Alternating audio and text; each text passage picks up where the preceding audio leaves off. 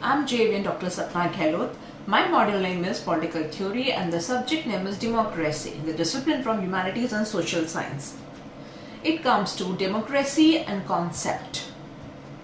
Democracy, Greek word, literally ruled by people in modern usage, has three senses, all for a system of government with the citizen exercise power by voting. In a direct democracy, the citizen as a whole form a governing body and vote directly on each issue. In a representative democracy, the citizen elect representatives from among themselves. These representatives meet to form a government body such as a legislature.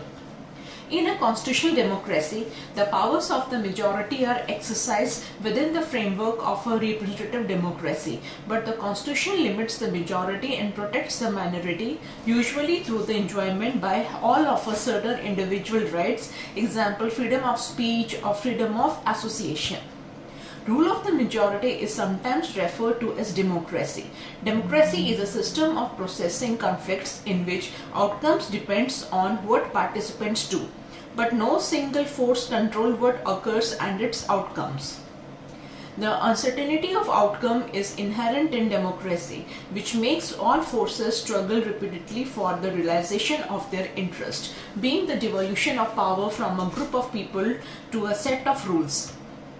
Western democracy, as a distinct from that which exists in a pre-modern societies, is generally considered to have originated in city-state such as classical Athens and the Roman Republic, where various schemes and degrees of enfranchisement of the free-made population were observed before the form disappeared in the West in the beginning of late antiquity.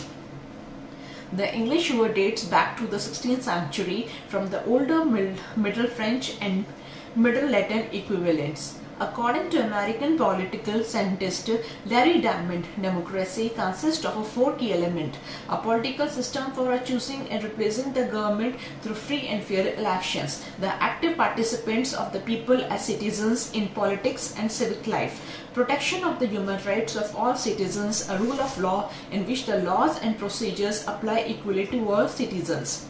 Total alignment nevertheless draws our attention to the fact that democracy and human rights are two different concepts and that there must be greater specificity in the conceptualization and operationalization of democracy and human rights.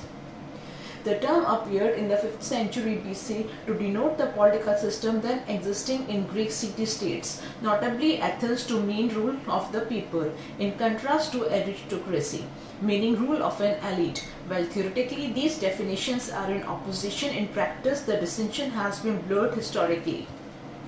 The political system of classical Athens, for example, granted democratic citizenship to free men and excluded slaves and women from political participation. In virtually all democratic governments throughout ancient and modern history, democratic citizenship consists of an elite class, until full enfranchisement was won for all adult citizens in most modern democracies through the suffrage movements of the 9th and 20th centuries. Democracy contrasts with forms of government where power is either held by an individual as an absolute monarchy or where power is held by a small number of individuals as an oligarchy. Nevertheless, these opposition inherits from Greek philosophy are now ambiguous because contemporary governments have mixed democratic, oligarchic and monarchic elements. Karl Popper defined democracy in contrast to dictatorship or a tyranny, thus focusing on opportunities for the people to control their leaders and to oust them without the need for a revolution. The five main characteristics of democracy are as under. The one is the elected representative. In democracy, representative elected by the people make laws and the frame policies of the government.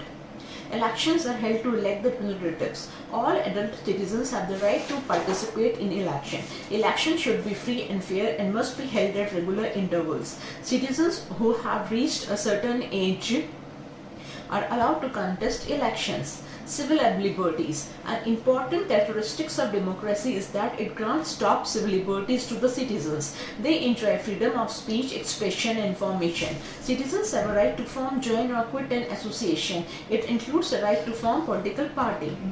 Rule of law. Another characteristic of democracy is that it ensures the rule of law. Law is supreme and all the citizens are equal in the eyes of law and no one is above law. Independent judiciary. Independence of judiciary is an essential characteristic of democracy. Judiciary must be free from control of the executive or the legislature. Judge must be honest and should deliver justice impartially. Organized opposition party. Another important characteristic of democracy is a person of organized opposition party or parties in the state. Majority party forms the government and party within a minority in the legislature forms the opposition party. The opposition party keeps an eye on the policies and working of the government. By criticizing the wrong policies of the government, it forces the government to make laws and frame policies for the welfare of the people. It prevents the government from being dictatorial. Thanks.